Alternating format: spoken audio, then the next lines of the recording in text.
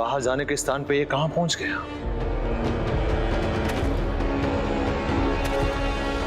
कहां जा रहे हो पुत्र? मैं यहाँ क्यों? और आप ये कैसे कर रही हैं माँ? माँ हूँ तुम्हारी, फिर भी तुम्हें मेरी शक्तियों का भान नहीं। और तुम एक ऐसे शत्रु से युद्ध करने जा रहे हो जिसकी शक्तियों का तुम्हें ज्ञान ही नहीं। कैसे योद्धा हो तुम? कौन है तुम्हारा शत्रु? क्या अस्त्र शस्त्र है उसके पास? कितना सामर्थ्यवान है वो?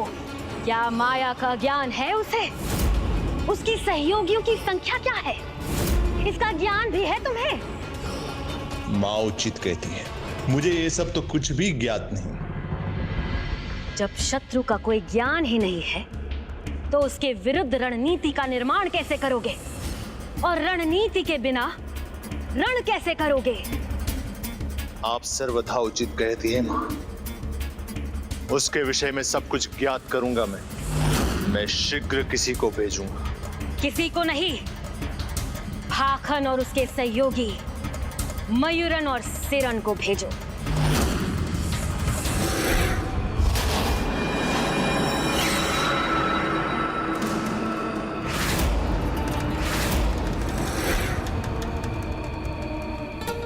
भाखन, मयूरन और सेरन का प्रणाम स्वीकार करें।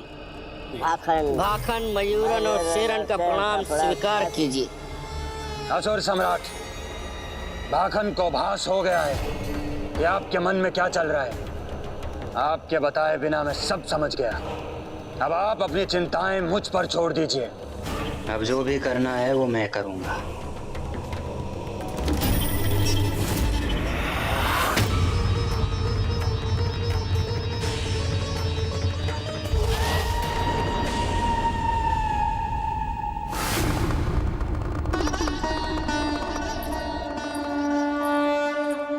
मेरे होने वाली पुत्र वधु प्रथम बार कैलाश आ रही। आज मैं प्रथम बार उसे प्रत्यक्ष देखूंगी। माता, माता वो आ रही हैं।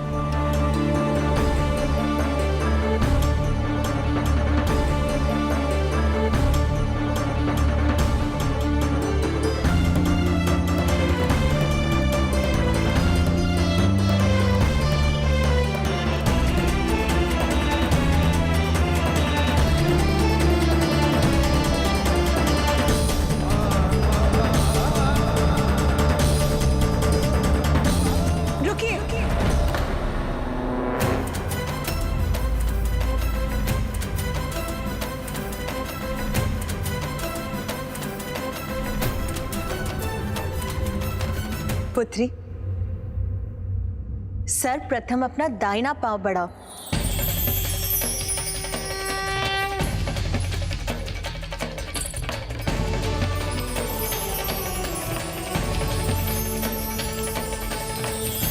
ये स्वयं मैंने आपके लिए बनाया भो।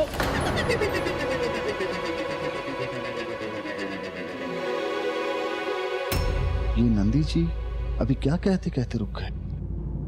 प्रणाम माता। पुत्री,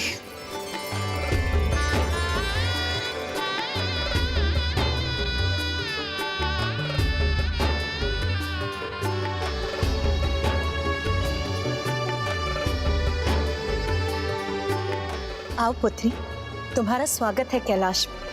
यहाँ तुम सुरक्षित हो।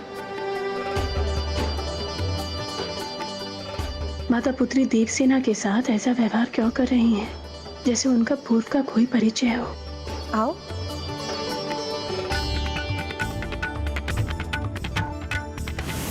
आओ पुत्री, तुम्हें भूख लगी होगी ना, बैठो।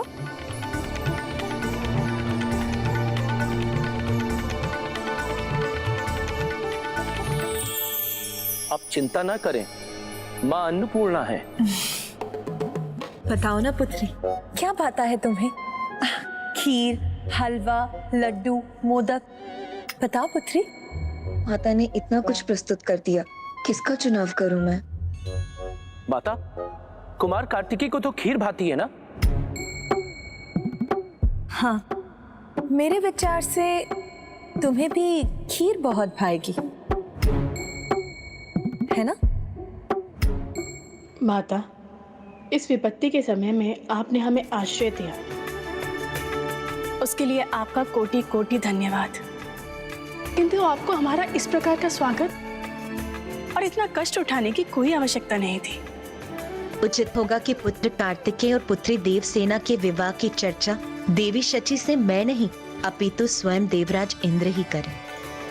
पुत्री देवसेना आज प्रथम बार कैलाश आई, तो इतना स्वागत तो स्वाभाविक है ना पुत्री?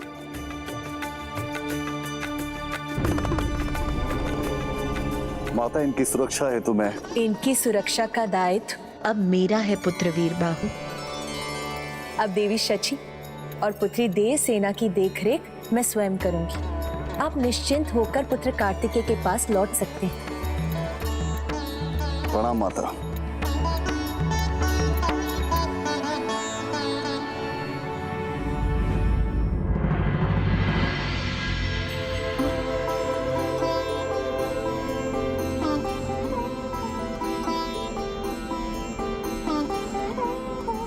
ये तो बहुत शुभ है कि भ्राता की यात्रा श्री केदारनाथ से आरंभ होने जा रही है, क्योंकि अब मुझे माता और पिताश्री की एक पावन कथा सुनाकर उन्हें विवाह के लिए मनाने का अवसर प्राप्त हो जाएगा। वीरबाहु, प्रभु, दो आसुरी स्त्रियां उनको प्रताड़ित कर रही थी, जिनसे मैंने देवी सची और देवी देवसेना को सुरक्षित कर कैलाश में छोड़ आया हूं। उचित, कैलाश पहुंच के वो निश्चिंत हो गई होंगी। हाँ देवराज, मुझे तो ऐसा लगा जैसे माता पार्वती उनकी प्रतीक्षा में थी और कुमारी देवसेना को देखकर अति प्रसन्न हुई। उन्होंने कुमारी देवसेना का बहुत स्नेह से स्वागत किया। अर्थात माँ अपनी भावनाओं पर नियंत्रण नहीं रख सकी। अब कहीं वीरबाहु भ्राता के सामने पूरी बात ना कह दें, क्योंकि फिर भ्राता विवाह को लेकर सचेत हो जाएंगे। माँ ने कैलाश में प्रवेश के लिए सर्वप्रथम उनका दाहिना पांव आगे बढ़वाया। उन्होंने देवी देवसेना के लिए सभी प्रकार के व्यंजन तैयार किए थे और उनका स्वागत उन्होंने ऐसे किया कि जैसे कि वो उनकी पुत्री हो। माँ ने उनका स्वागत अपनी पुत्री के समान किया होगा, क्योंकि वो प्रथम बार कैलाश जो गई हैं। अनुज गणेश, तुम्हें मैंने यहाँ आने की अनुमति कब दी? भ्राता, आपकी आज्ञा का उल्लंघन नहीं किया मैंने। आपके साथ नहीं, आपके पीछे पीछे आया हूँ। किंतु क्यों? तुम्हें यहाँ आने की कोई आवश्यकता नहीं थी? भ्राता, केदार धाम तो संसार के महानतम तीर्थ स्थलों में से है। वहाँ आने से क्यों रोक रहे हैं आप मुझे? तीर्थ करने का अधिकार तो सभी को है। तो अपनी तीर्थ यात्रा संपन्न करो अनुज, किंतु मेरा पीछा नहीं। सेनापति वीरबाहु, आप सेना को यहाँ विश्राम करने का आदेश दें। मैं इस महान तीर्थ स्थली में पूजा किए बिना आगे नहीं बढ़ सकता। भ्राता, सीधे पूजा? हाँ अनुज गणेश, मैं यहाँ पूर्ण निष्ठा के साथ अपनी पूजा संपन्न करूंगा और शीघ्र ही आगे बढ़ूंगा, क्योंकि अपनी इस यात्रा को पूर्ण करने के पश्चात मुझे पशुपतास्त्र भी प्राप्त करना है और उसके पश्चात उस सुरापद्म और उसकी सेना को पराजित करके जयंत और अन्य देवताओं को असुरों के आतंक से मुक्त करने का दायित्व भी निभाना है। इसलिए अब तुम हटो मेरे मार्ग से, मुझे पूजा के लिए सामग्री भी एकत्रित करनी है। हाँ हाँ, अवश्य कीजिए भ्राता, किंतु इतनी बड़ी भूल भला आप कैसे कर सकते हैं? भूल? कैसी भूल? आप यहाँ ऐसे ही पूजा कैसे कर सकते हैं? देखो गणेश, मेरा समय व्यर्थ मत करो और शीघ्र बताओ कि मुझसे क्या भूल हो रही है। किसी भी तीर्थ में पूजा करने के पहले उसकी कथाएं सुनकर उसका महत्व और चरित्र दोनों ज्ञात करने चाहिए, तभी वो यात्रा और पूजा सफल होती है। उचित है, किंतु क्या तुम्हें केदारनाथ धाम के महत्व की कथा ज्ञात है? हाँ भ्राता। तो अब सुना भी दो, शुभ कार्य में इतना विलंब करना उचित नहीं होता। अच्छा, तो सर्वप्रथम हमें आसन ग्रहण करना चाहिए।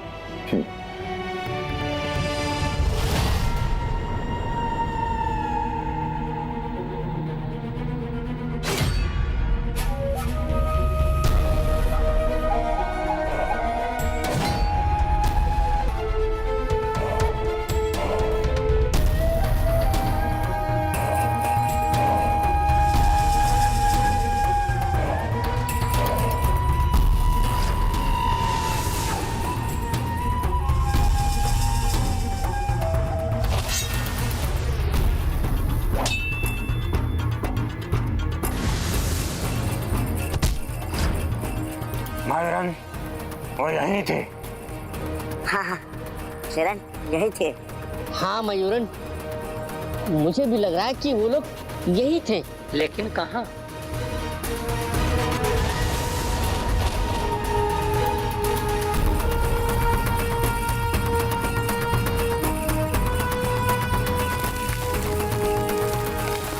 यहाँ तो कुछ भी नहीं है, यहाँ भी कुछ नहीं है।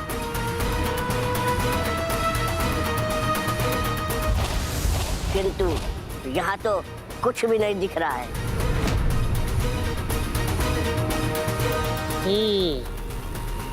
सारे पद चिन्ह इस हिम के नीचे छुप गए हैं। उसका उपाय है मेरे पास।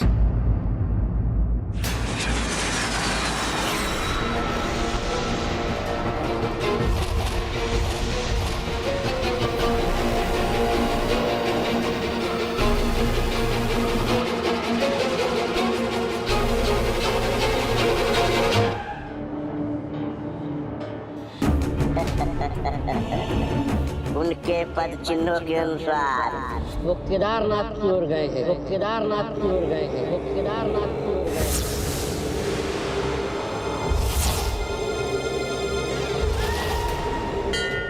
पावन धाम केदारनाथ और उसकी कथा का संबंध देवराज इंद्र और उन पंच महाअसुरों से है, जिन्होंने बिना किसी पूर्व सूचना के अचानक इंद्रलोक पर धावा बोल दिया था।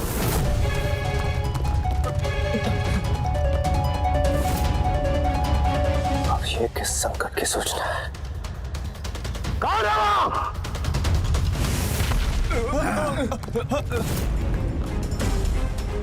हिरण्याक्ष, जो अनेकों अस्त्रों का स्वामी था। सुबाहु, जिसकी बाहु वज्र के समान शक्तिशाली थी।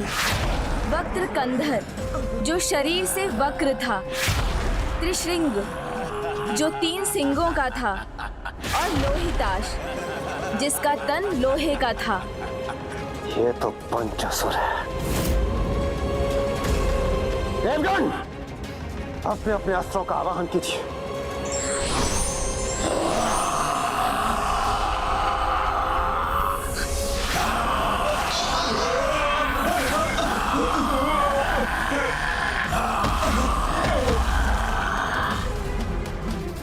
ये पंचासुर, ये तो अजय है। नारायण नारायण।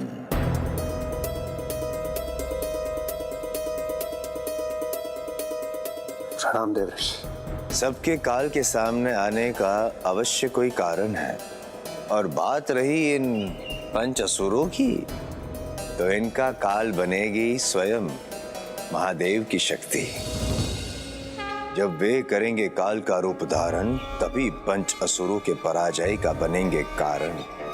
उससे पूर्व देवराज इंद्र, आपको प्रस्थान करना होगा। मंदाकिनी के तट पर पहुंचना होगा, और वहां पहुंचने के बाद आराधना करनी होगी, तपस्या करनी होगी प्रभु की। और तब तक अन्य देवताओं का क्या दायित्व होगा? रक्षा करनी होगी आपको देवराज इंद्र की और उनके तप की।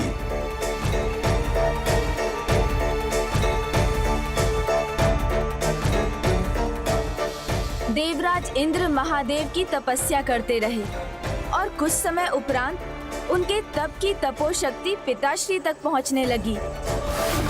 तब पिताश्री ने वो रूप धारण किया जिसकी कल्पना देवताओं ने भी ना की थी।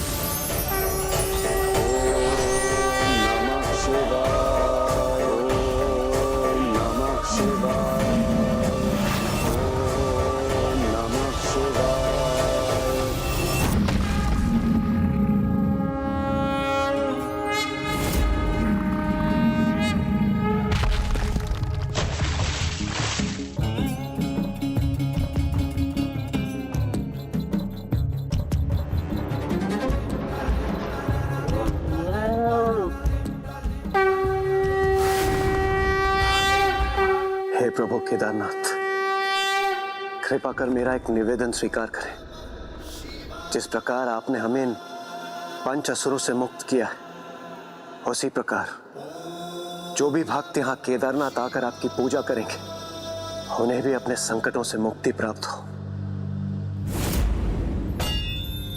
तथास्तु तथास्तु। किंतु गणेश, देवराज ने मंदाकिनी के जिस तट पर प्रभु महादेव की आराधना की उसका नाम केदारनाथ क्यों पड़ा? शिव जब महिष का रूप लेकर इंद्र के सामने प्रकट हुए तब इंद्र से कहा के दार यामी, अर्थात बोलो शीघ्र बोलो, इस रूप में मैं किन किन असुरों को जल में समाप्त कर दूं। इस प्रकार शिव द्वारा इस स्थान का नाम केदारनाथ पड़ा। आज के बाद जो भी भक्त मेरे यहाँ दर्शन करने के उपरांत दोनों हाथों की अंजलि के साथ 3 बार यहाँ के पावन जल का पान करेगा, वो अपने 3 कुलों के पितरों को तार देगा। क्योंकि बाएं हाथ से जलपान कर माता के पक्ष का और दाएं हाथ से पितृ पितामह और दोनों हाथों से जलपान कर अपना उद्धार करेगा और अपनी सभी समस्याओं से मुक्ति प्राप्त करेगा। आपका कोटि कोटि धन्यवाद प्रभु।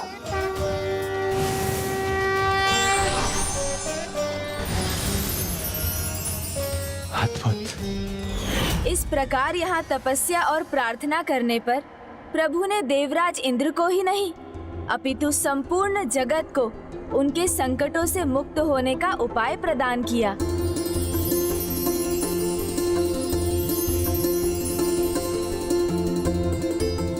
तो ये महिमा है इस पावन तीर्थ की। हाँ देव सेनापति कुमार कार्तिकेय, उस दिन के बाद मैं यहाँ प्रति दिवस प्रभु केदारनाथ की पूजा करने और यहाँ के इस जल कुंड से जलपान करने हेतु आया करता हूँ। और मैं ऐसा कलयुग के अंत तक करता रहूंगा। किंतु एक बार जब शीतकाल आया तो मुझे पूरे 4 माह तक प्रतीक्षा करनी पड़ी थी। इस जलकुंड का जल हिम जो बन चुका था, मैं अपनी पूजा अधूरी भी नहीं छोड़ सकता था। किंतु यहाँ के न्यूनतम तापमान की शीत का प्रबल प्रभाव मेरे शरीर पर पड़ रहा था, जिससे प्रसन्न होकर प्रभु ने अपने दर्शन प्रदान करने की कृपा की और मेरा उचित मार्गदर्शन भी किया।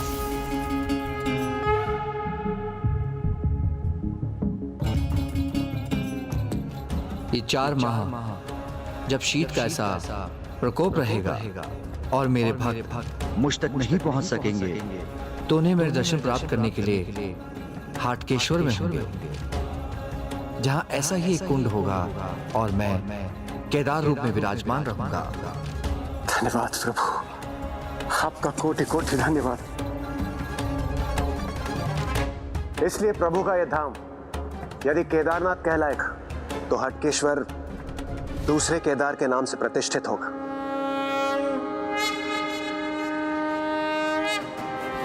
भ्राता केदारनाथ की कथा से कितने प्रभावित लग रहे हैं, परंतु अभी तो केदारनाथ से जुड़ी माता और पिताश्री की मुख्य कथा सुनाना शेष है।